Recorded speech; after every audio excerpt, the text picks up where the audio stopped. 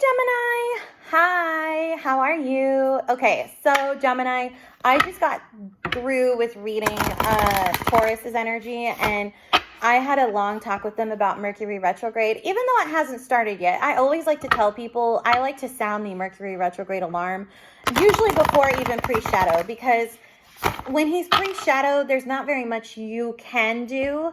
Like, you can get as much done, but the pressure's already there. So I try to tell people, do it 2 weeks before pre-shadow if you can, and if you can't, it is what it is. But it better pre-shadow than shadow, and better post-shadow than full shadow is my way of looking at Mercury retrograde. But for Taurus, it was kind of interesting. We'll see how your Fey blessings are going to go.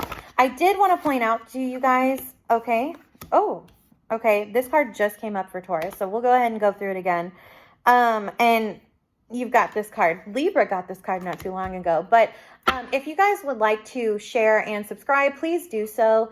Also, if you would like to tip me or book a session with me, you may do so in the description box down below. I do have 2 other announcements on my Patreon page. It's exclusive content. I have a full moon reading using this Sexy the Lens Rider Tarot deck. It's my favorite, one of my favorite decks of all the ones I have. But I use it to go over full moon energies, what's coming through for the full moon in Libra. That is going to take place on the 16th. That is already posted on Patreon, $35.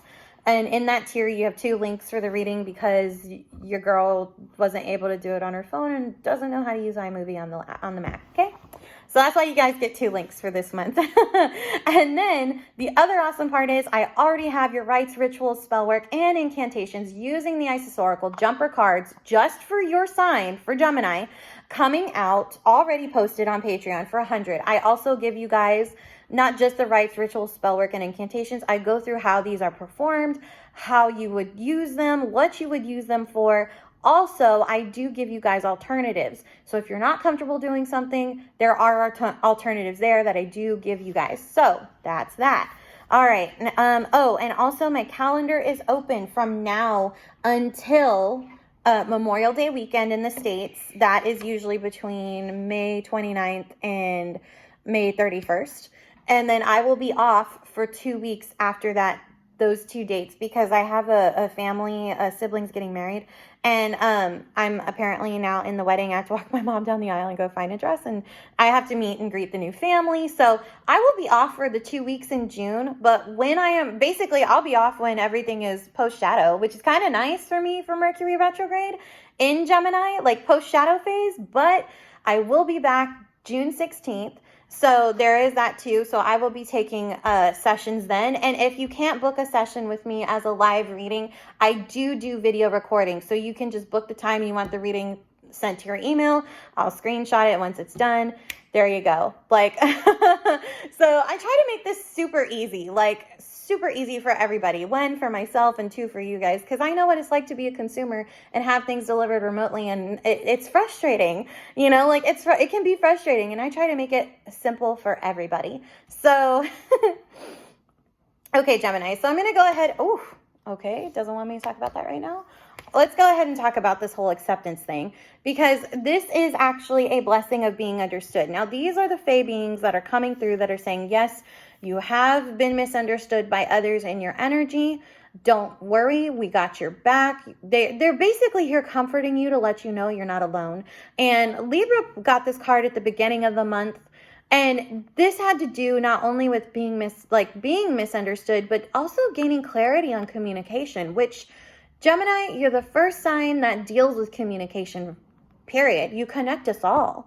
You really do. You are the primal force of communication and air. And this is where I feel like you guys kind of do get misunderstood, because you're just so strong in nature. And sometimes people mistake that strength for aggressiveness. And sometimes there are energies that do make you a bit more aggressive. And that's not necessarily your fault.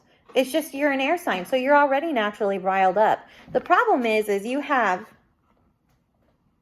in the back part of your chart, for the last 2 months, at least, go like this month and last month, you had your 12th and 11th house Aries, there was a lot going on in your social life. I mean, and when I say a lot of fighting, a lot of action taking, a lot of, aggression there. And then there were some happy bits in there. But overall, March wasn't necessarily the best month for you when Sun moved into Aries. And now the Sun is about to move into Taurus, so your house of endings and new beginnings. And yet we have Mercury about to go retrograde in your 12th, which is going to make you review all the things that you've done to go from endings and new beginnings, not just with people, but in your life, major events. You have Uranus sitting there as well, which, I mean, great, because Uranus lets you expand on all this freedom of endings and new beginnings, but where were you really free is what I want to know. And two, that, like, don't tell me, just, I'm saying that because I want you to think about it. And two, oh, see, it was like, that was what you needed to say, done. But I'm like, no, we're not done. Because the Fae are coming in to kind of show you where Uranus allowed you to give yourself over to freedom, but also where were you cold in your nature? Because Uranus is also known as Father Time. He's the guy who keeps the time and timelines in check. So and here's the thing, timelines are not necessarily just, oh, I'm meant to do this and it's destiny and timeline. That is a part of it, yes, but with the Fae, it's different because we have so many infinite possibilities to do in our lives. And there are so many infinite possibilities of timelines we can go into, some happy, some sad. So I'm going to pose a question to you that I want you to think about as you're working with this energy of acceptance is, what is the best possible timeline for you, Gemini? Like, seriously, what is it? Do you have love? Are you married? Do you have a better job? I want you to think, are you getting your degree? Is that what you want? Is it, I'm going to sound like Lucifer from Netflix, but what is it you desire? Okay. And the reason I say it like that, God, I sound so much like Lucy Tom Ellis.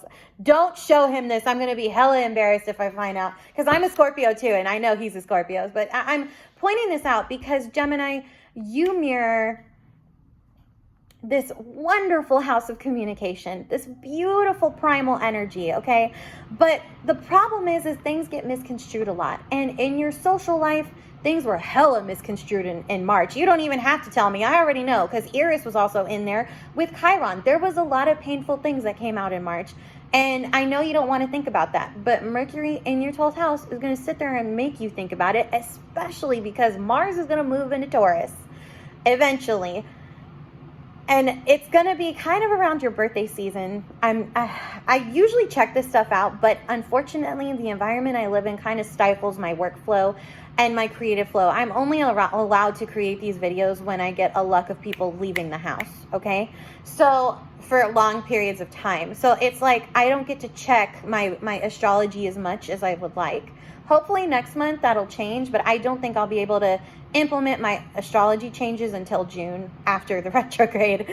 So just bear with me. But I'm telling you this now because I want y'all to really consider, what is the astrology trying to do here with this blessing? Because you're wanting a tribe who wants to love and accept you, and yet the astrology is supporting a lack of, it's showing me there is a lack of support in your energy or energetic flow or your groups, and it's like, God dang, like I'm thinking about it like, oh man, that's intense. Oh shoot, that's really intense. Chiron and Aries with Eris and Mars. Like, yeah, you had some great points, but a lot of painful shit there, like a lot. And I'm just like, oh, no, with your friends, like, honey, I'm so sorry, because I know that's intense. Like, Eris is one thing to deal with, and she's trying to enlighten you on where things need to shift, but she's one of those goddesses that she brings the shift. Oh, she brings it, but she brings it with strife. But she understands, you can't continue to be nice and get rolled over. And you understand that more than anybody, Gemini. Hello, you're the polarization of divine feminine and divine masculine together as twins with Artemis and Apollo. Like, they are my favorite twin energies to really work with, because one is divine feminine, moon, protection energy, huntress energy. The other one is divine masculine, healing, medicine energy, God over the sun, and is just super kind, believe it or not, but also very ruthless. And I think the problem is these fire sign energies that took place in March, have been so ruthless in your life that I think it finally mirrored back to you like, hey, I was kind of like that too, and now I know why people don't like me. And that's like, and then you have Chiron, like, yeah, but let's go ahead and process that so we can like heal it, man, you know, on a cosmic level. But it's a short-lived kind of processing, because it's like there's another one coming in and another one coming in, and then you have your 12th house again being shifted with Mercury going to go retrograde in that. And for you, it's like, I know you're wanting to invoke this energy of love and acceptance. Right here with the Fae, you definitely have it. You definitely have it. They're with you. If you feel like you're alone, you know, and you want to ask and invoke the blessing of being understood, you can ask and invoke the goddess Freya to send you the Fae that are helping you to feel like you are understood. And in fact, they don't leave you alone. They're on your A team right now. So that's awesome, because to have them on your A team, this group in particular, it makes things feel less lonely, one, and two, they'll send you the right people you need to connect, or they'll send you to where you feel connection, where you feel uplifted energy. But you know, it's like I feel so bad that I totally ripped it on Tom what's his name, Ellis from Lucifer. But the problem is not many people can ask that question in all seriousness and get a real answer. And Gemini, I think this is one of those times where it is a form of logic. Oddly enough, it's emotional, but it is a form of logic, and you need to do that. Now, I did tell Taurus that they need to ground a little bit of that water. The problem for you is they're earth. They can easily do that. For you, that's a little heavy for you. So you need to go, we can't go too light, but we need to neutralize this energy of this density in your life that will be progressing. Even though it hasn't happened yet, I'm reading as if it has. So when we have future Fae blessings come in, we know how to deal with them. Where this is going to be the first time we're ever going to use Fae blessings together during a Mercury retrograde. I can't wait to see how this is going to go. But the next card we have is Glamour card. This came up for Taurus. I told them to glamour themselves, actually, from Mercury retrograde if they can, or to try and glamour, because glamour magic it is what the Fae is known for. It's about being hidden. It's about beauty. You know, it's also about being used as a way to cloak oneself and make oneself invisible. But glamour magic, because that's exactly what they do when they're in our realm, because we share with them. They're invisible to us, and they do it because we've been so harmful to them, the poor Fae beings. But if you notice, this is Scorpio energy, which for you is your 6th house of luck. So it's kind of funny. These colors are more Scorpio energy. This card, not necessarily, but this card in its colors and its chakras, definitely Scorpio energy. And it's like, I had to tell Taurus to use that for their 7th house. For you, it's different. It's your 6th, your house of luck, health. It's also a house of finance, because the 6th house isn't just about luck. It's about luck that it's like basically your planning, your actions that were taken positively to help plant your seeds are now coming through to fruition, and you are being asked to plan for a harvest, and how that's going to get you from now all the way till, I would say, your birthday, which it doesn't seem like it's that far away, but Mercury retrograde is going to make you feel like it's that far away until then it hits, and then you're like, oh my gosh, this is great.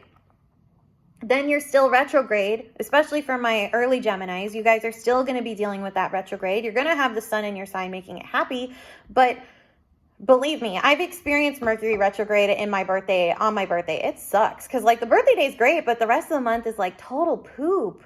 You know, like it's just like, oh, this is such poop. Like I can't believe this. You know, like this is normally my birthdays are better. And the truth is Mercury's trying to get us all to start reflecting. But the problem is if we start reflecting when he's in retrograde, there's not very much we can reflect on. So I'm trying to get everybody to do it now and to go forward with the plans that they want to go forward with now while things are still direct. Because the other thing is we've got Pluto about to go retrograde too. And for you guys, that will affect you. But it won't affect you in your 6th house. It'll affect you in a different aspect of your chart. It'll affect you in your 10th.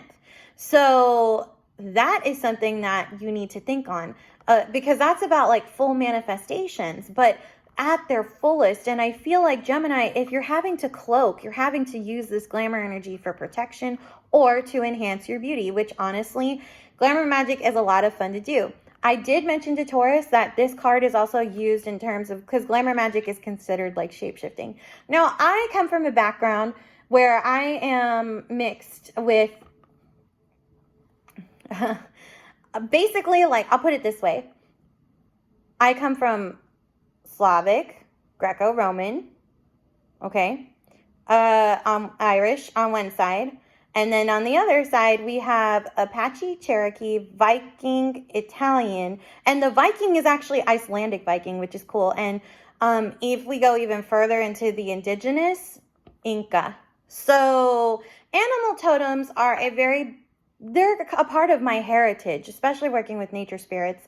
Animal totems are very, very important, especially when animal totem magic, which I have worked with over the last several years. I don't put that as a part of my business spiel per se, because but I do actually have an animal totems like tarot deck, fun deck to work with if you need to ask and invoke, animal totem energy, see what's hidden, lots of fun stuff with that. But when you're using the ability to glamour, you can also use it to connect to an animal totem. I advise this with Taurus. I'm going to say the same thing with you, because in terms of connecting with an animal totem, that can either help mitigate Mercury retrograde or B, use it to cloak you at that time. I also suggested black salt. I will be trying this Mercury retrograde, because y'all have to understand, I'm Scorpio Sag, like literally in the middle, and my rising is Pisces. So I have Zeus, Hades, and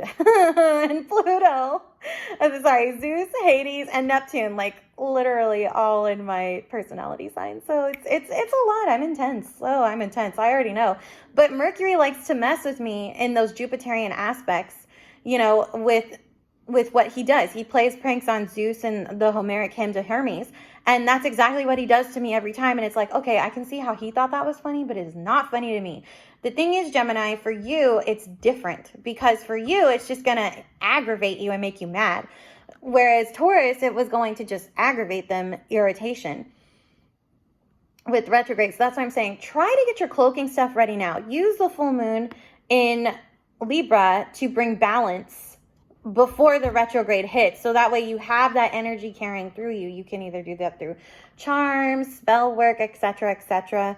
But the glamour magic with the Fae, you can ask and invoke them to kind of glamour you during Mercury retrograde too. I would even say try and bring this energy in, even if the card doesn't show back up again. Try and bring it in anyway during retrograde time. But the cool part is you have glamour magic on your side, so that's awesome. Honestly, glamour magic is really fun to work with, because it's also not just about enhancing your beauty and shape shifting. It's almost a way of empowering, because you're enacting these changes. Now, a final note on the glamour magic with the blessing of glamour here is and I told there were two analogies where in vampire mythology, glamour magic was used. In Van Helsing, the film with Hugh Jackman, glamour magic was used, but it wasn't used in the sense of traditional like Fae energy. It was skewed a little bit, but there was this scene where they're at a dinner party on Halloween, and it's a banquet, it's a big deal,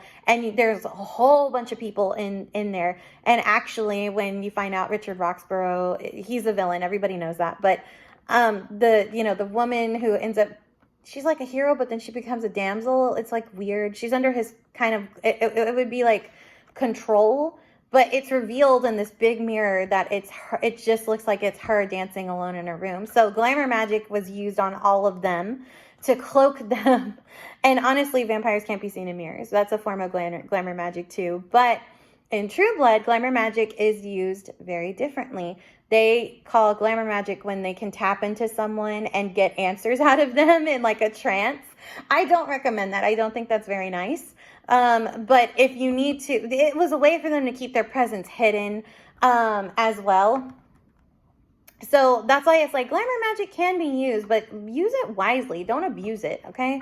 You abuse it, you're gonna get it when I'm just gonna put it like this, Gemini. If you abuse this for the negative, I'm just letting you know, Saturn's going to move into Pisces in July. I wouldn't want karmic debts owed to Saturn. Okay? Other than that, I will see you guys. I'm serious because I'm laughing, but I'm dead serious because I know how Saturn works, man. And Saturn in Pisces, dealing with energies like that, I wouldn't want Saturn on my back for a karmic debt ever. So just keep it light, guys. Keep it light. Other than that, I will see you for the full moon reading in Libra on Patreon, or you can join me to go through rites, rituals, spell work, and incantations for your unconditional love and bringing that energy into your life with your manifestations, anchoring down your Fae blessings using the Isis Oracle on Patreon. Talk to you later. Bye, Gemini.